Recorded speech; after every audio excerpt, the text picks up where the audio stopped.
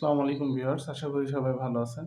আ নতুন আরেকটা টপিকস নিয়ে আপনাদের সাথে ডিসকাস করতে চলেছি। তো আজকের টপিকসটা হলো যে a debt is not risky, the risk is management of debt. বাংলায় যদি বলি যে আসলে ডেট বা লোন এটা আসলে রিস্কি না বা ঝুঁকিপূর্ণ না। ঝুঁকি হচ্ছে আপনি এটা ম্যানেজ করতে পারবেন না, যে মিসম্যানেজমেন্ট সেটাই হচ্ছে ঝুঁকি। তো কিভাবে এই কথাটা আ মানে সত্য হবে বা আসলে কেন এই কথাটা বললাম তার কিছু সামান্য ব্যাখ্যা আমরা দেওয়ার চেষ্টা করব। অনেক ডিটেইলস কথা তো বলা যায়, বাট সারমর্ম দেওয়ার চেষ্টা করব।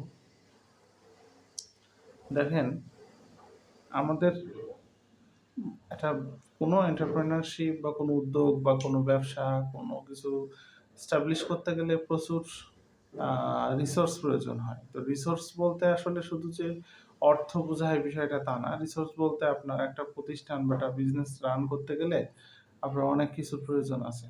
তো তার ভিতরে আমরা যদি বলি যে হিউম্যান বিইং বা ম্যান লাগে, হিউম্যান বিইং সেটা হচ্ছে দক্ষ কর্মী বা কর্মী লাগে সেটা। তারপরে ম্যাটেরিয়াল লাগে, মেটেরিয়ালস লাগে।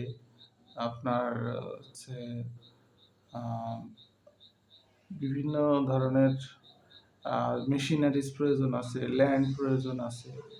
আপনার ট্রান্সপোর্টেশন এর জন্য গাড়ির প্রয়োজন আছে। আপনার আম অফিস বিল্ডিং প্রয়োজন আছে, ফার্নিচার প্রয়োজন আছে।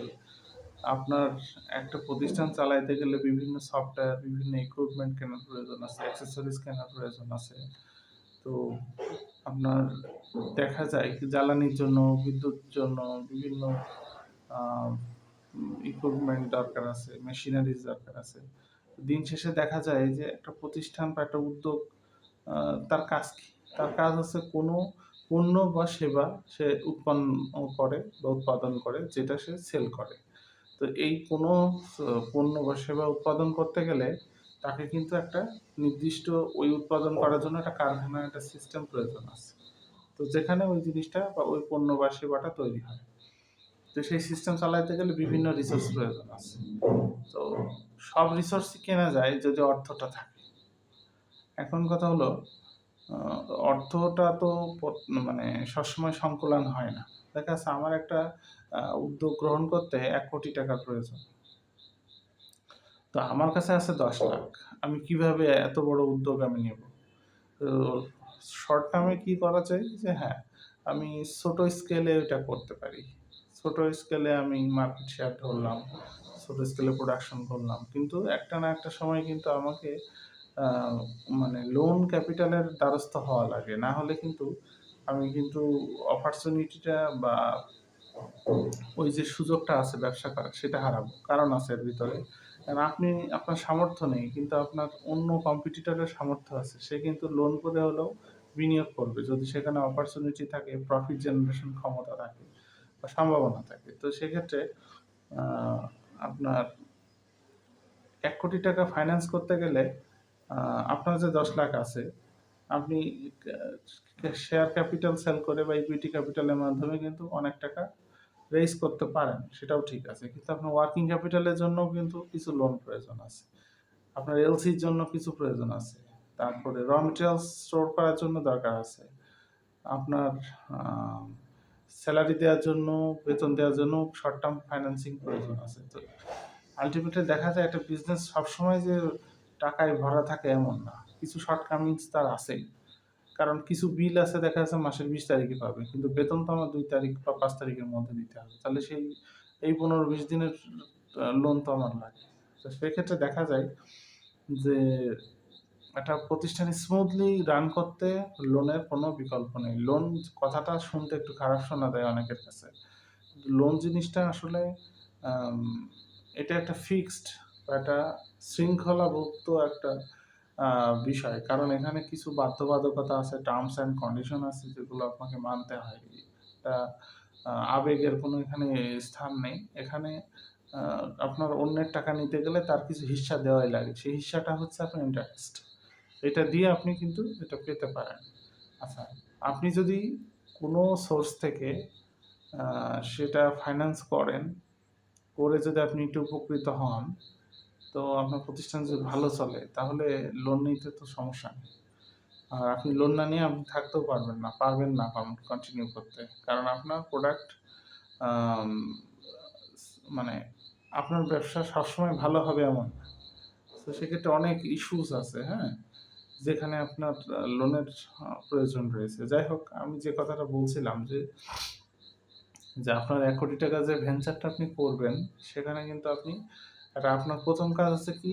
একটা পোর্টফোলিও বা ক্যাপিটাল স্ট্রাকচার ডিজাইন করা। ক্যাপিটাল স্ট্রাকচার ডিজাইন করা বলতে আপনি কোন সোর্স থেকে কত টাকা নেবেন? আপনার ইকুইটি ক্যাপিটাল ১০,০০,০০০ আছে। আপনি দেখা যাচ্ছে যে 60-40 একটা হচ্ছে ক্যাপিটাল স্ট্রাকচার দাঁড় করালেন যে আমি 60% টাকা বা ৳৬০,০০,০০০ আমি শেয়ার বিক্রি করে নেব আর ৳৪০,০০,০০০ আমি ঋণ করে নেব। সেটা ব্যাংক থেকে হোক বা আদার্স ফাইন্যান্সিয়াল ইনস্টিটিউশন থেকে হোক। তাহলে ১ম এ আপনার আম ফাইন্যান্সিং করার জন্য শেয়ার সেল করতে হবে। সেটা একটা সোর্স। পাশাপাশি 40% বা 40 লাখ যে টাকাটা, এটাও কিন্তু আপনার লোন থেকে আনতে হবে। আচ্ছা, এই যে ক্যাপিটাল বাজেটিংটা মানে ক্যাপিটাল স্ট্রাকচার দাঁড় করানোর পরে এবার আসে আপনার কোন টাকা কোন খাতে ব্যয় করবেন। এই যে বিষয়গুলো, এই বিষয়টা কিন্তু আরো বেশি ইম্পোর্টেন্ট। যেটা আপনি কোনটি ওয়ার্কিং ক্যাপিটালে দিবেন, কোনটি ফিক্সড অ্যাসেটে দিবেন, কোনটি আপনার র ম্যাটেরিয়ালস এ দিবেন, এই বিষয়গুলো কিন্তু খুবই গুরুত্বপূর্ণ। বা কোনটা ক্যাশ হিসেবে রাখবেন, তো এর একটা ডিসবার্সমেন্ট আপনাকে করতে হবে। ক্যাপিটাল বাজেটিং করা বা আদার্স যে হচ্ছে মানে ফান্ড ম্যানেজমেন্টের যে ডিসিশন সেগুলো নিতে হবে বা প্ল্যানিং করতে হবে। তো এখন কথা হচ্ছে যে আপনি যদি এখন এইভাবে ফাইন্যান্সিং করেন তাহলে কিন্তু আপনি প্রজেক্টটা কিন্তু মানে রান করতে পারবেন। আর প্রজেক্ট আপনি যদি নিজের অর্থ দিয়ে করার চেষ্টা করেন আপনি পারবেন। কিন্তু যেটা হবে মার্কেটটা ম্যাচিউর হয়ে যাবে। প্রত্যেকটা প্রোডাক্টের বা সেবার কিন্তু একটা আ মার্কেট গ্যাপ অ মানে বিচার করেই কিন্তু বিজনেসে নামা হয়। যে কোন পণ্যের চাহিদা সবথেকে বেশি আছে বা এখনো ১০০ বছর বিজনেস করা যাবে সেই চিন্তা করেই কিন্তু ব্যবসা করা হয়। সো আপনার দেখা যাচ্ছে কম্পিটিটররা ৫ বছরের মধ্যে করে ফেলছে বাট আপনার সেটা করতেই ১৫ বছর লাগছে। তাহলে আপনি কেন এতদিন ওয়েট করবেন? তাহলে তাদের মার্কেট শেয়ার বেড়ে যাবে। আপনি কিন্তু আগাতে পারবেন না। তো ব্যবসা আল্টিমেটলি ফল করবে, এটাই স্বাভাবিক।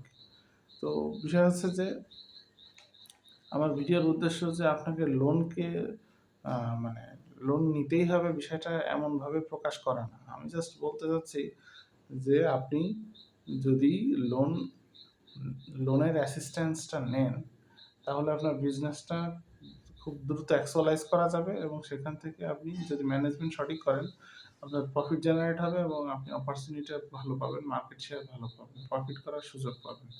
সো এটার আ গুরুত্ব রয়েছে। তো আপনি আ সহজে লোন যখন নিতে পারবেন, বিজনেসে কিন্তু ভালো করার সুযোগ আছে। পাশাপাশি দেখা যায় যে আপনি ওই বিজনেসটা ভালো করার পাশাপাশি নতুন আরেকটা ইউনিট কিন্তু দাঁড় করাতে পারেন বা নতুন বিজনেস মডেল দাঁড় করাতে পারেন। তখন কিন্তু আ আপনার আ প্রতিষ্ঠানে কিন্তু একটা ডাইভার্সিফিকেশন হবে বা আপনার বিজনেস লং টার্ম এ ভালো করবে। আচ্ছা, এবার বলা যাক যে লোন যে টাকাটা আমি নিচ্ছি সেই টাকাটা কিন্তু আ আমার টাকা না, অন্যের টাকা। তো তার জন্য কিন্তু আমার কিন্তু ইন্টারেস্ট বহন করতে হয়। তো এই ইন্টারেস্ট কিন্তু আম মানে একটা নির্দিষ্ট টার্ম এবং টেনারে দিতে হয়, যেটা কিন্তু ফিক্সড আকারেই দিতে হয় ম্যাক্সিমাম ক্ষেত্রে। তো এদিকেও খেয়াল রাখতে হবে যেন আমার আ মানে ক্যাশ ফ্লো এমনভাবে বিনিয়োগ করে ইনভেস্টমেন্ট এমনভাবে করতে হবে যেন ক্যাশ ফ্লো জেনারেট হয় এবং ওই যে ক্যাশ ফ্লোটা প্রকৃতপক্ষে আমার আ প্রতিষ্ঠানের লোন উম মানে রিপেমেন্ট করার যে সক্ষমতা সেটা বজায় থাকে। তা এখন কথা হচ্ছে আপনি বর্তমান যে আ মানে ইকোনমি তাতে কিন্তু আ ঋণ পাওয়া কিন্তু খুবই সহজ। যদি আপনি সৎ ব্যবসায়ী হন বা আপনার পারপাস যদি সঠিক থাকে, ব্যাংক বা আর্থিক প্রতিষ্ঠানগুলো আপনাকে অ্যাসিস্ট্যান্স করবে। এটা নিশ্চিন্ত থাকা যায়। আর ইন্টারেস্ট রেট মোটামুটি টলারেবল পর্যায়ে আছে। তো ইন দ্যাট সেন্সে বলবো যে হ্যাঁ, আপনার বর্তমান যে সিচুয়েশন, তো সেক্ষেত্রে আমরা নতুন জেগে উদ্যোগ নিলে আপনি অবশ্যই করতে পারেন। কিন্তু আপনার দেউলিয়া হওয়া, ব্যাংকরাপ্টস হওয়া বা ফাইন্যান্সিয়াল ডিস্ট্রেস তৈরি হওয়া, এইগুলো থেকে রক্ষা করার জন্য ফান্ড ম্যানেজমেন্টটা অবশ্যই করতে হবে এবং আপনাকে ফোকাস করতে হবে যেন আপনার টাকাটা, মানে এই যে লোন অ্যামাউন্ট করেছেন, ইকুইটি নিয়েছেন, সেগুলো মানে ডিফল্ট না করে বা সবকিছু যেন মানে নষ্ট না হয়। তো মানি ম্যানেজমেন্টটা অবশ্যই গুরুত্ব দিতে হবে। আর একটা বিষয় বলি যে লোন আপনার ক্যালিবারটা বৃদ্ধি করে। মনে করেন আপনি ওই ৫০ লাখ হলে কিন্তু ভেঞ্চারটা ওই স্কেলে শুরু করতে পারতেন না।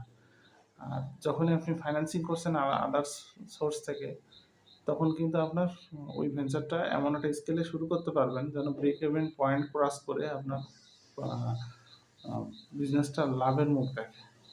একটা ব্যবসা তো শুরু করলে হয় না, প্রত্যেকের একটা অপটিমাম একটা লেভেল আছে যে কত ইউনিট প্রোডাকশন করলে আমার সেই প্রোডাকশন কস্টও উঠে আসে, ইন্টারেস্ট কস্টও উঠে আসে, বা আমার যে কস্ট অফ ক্যাপিটাল সেটা যে উঠে আসে, এবং তার উপর যেটা হবে সেটা কিন্তু আমার লাভ।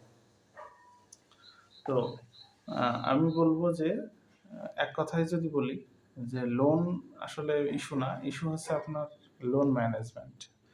আর আপনি যেহেতু আপনাদের বলেছি যে গুড ডেটে ফোকাস করতে হবে, তো আপনি যেহেতু এটা বিজনেসে ইনভেস্টমেন্ট করছেন ফাইন্যান্সিং করে, সেহেতু আমি বলবো এখানে আপনি ভালো করবেন। আর আপনার এই ফাইন্যান্সিং করার জন্য আপনার ছোট প্রতিষ্ঠানে তো সিএফও বা ওইভাবে কাউকে নিয়োগ করা হয় না, নর্মালি অ্যাকাউন্টস ডিপার্টমেন্ট এটা দেখাশোনা করে।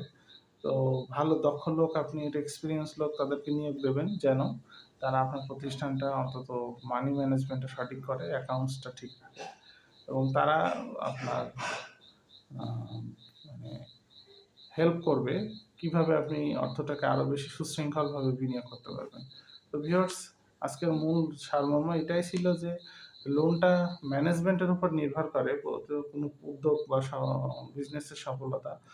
লোনটা রিস্কি না, রিস্কি হচ্ছে আপনার ম্যানেজমেন্ট। আপনি যদি সঠিক ম্যানেজমেন্ট না করতে পারেন তো সব কিছুই, যদি লোন নাও নেন তাও প্রতিষ্ঠান ফল করবে, যদি সব 100% ইকুইটি ক্যাপিটাল নেন তাও ফল করবে, কারণ আপনার ম্যানেজমেন্ট ঠিক নেই। তো যাই হোক, অর্থ যেখান যে সোর্স থেকে আসুক, ম্যানেজমেন্টটা সবচেয়ে জরুরি। তো ভিউয়ার্স, লোন সম্পর্কে আমাদের যে ভীতি, সেই ভীতিটা কিন্তু মানে কাটিয়ে ওঠার সময় এসেছে। কারণ আপনাকে এর জন্য কিন্তু স্টাডি করার প্রয়োজন আছে। আপনার বিভিন্ন আম মানে বিষয় জানার আছে। যেমন আপনার ফান্ড ম্যানেজমেন্ট জানতে হবে, অ্যাকাউন্টিং জানতে হবে, ট্যাক্সেশন জানতে হবে, আপনার ক্যাপিটাল বাজেটিং জানতে হবে, আপনার ক্যাপিটাল স্ট্রাকচার কি সেগুলো জানতে হবে। তারপরে আপনার ফাইন্যান্সিং এর কিছু টেকনিক আছে সেগুলো জানতে হবে। তো এগুলোর জন্য আপনার কিছু এক্সপার্ট নিয়োগ করতে পারেন, বা আপনার ছোট উদ্যোগ হলে নিজেই এগুলো ট্রাই করতে হবে, বা কোনো অ্যাকাউন্টিং ফার্ম যারা এগুলো অ্যাসিস্ট্যান্স করে তাদের হেল্প নিতে হবে।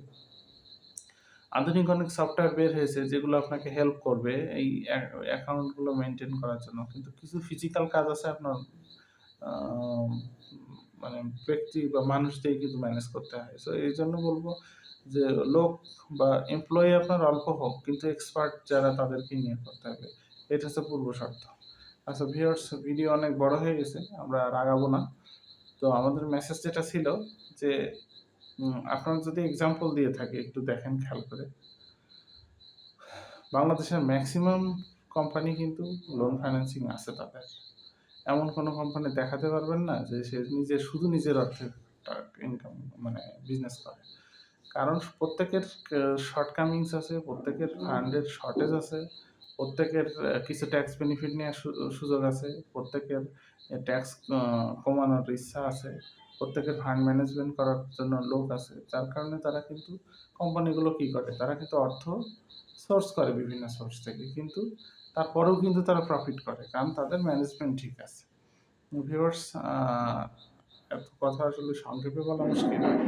তো ভিডিওটা এখানেই শেষ করছি। তো আমি চেষ্টা করেছি জাস্ট ভীতিটা দূর করার, যে লোন মানেই যে আসলে একটা ক্ষতিকর কিছু বা খারাপ কিছু, জিনিসটা তা না। এটা ম্যানেজমেন্টের উপর নির্ভর করবে আপনার সফলতা। ভিউয়ার্স ভালো থাকবেন।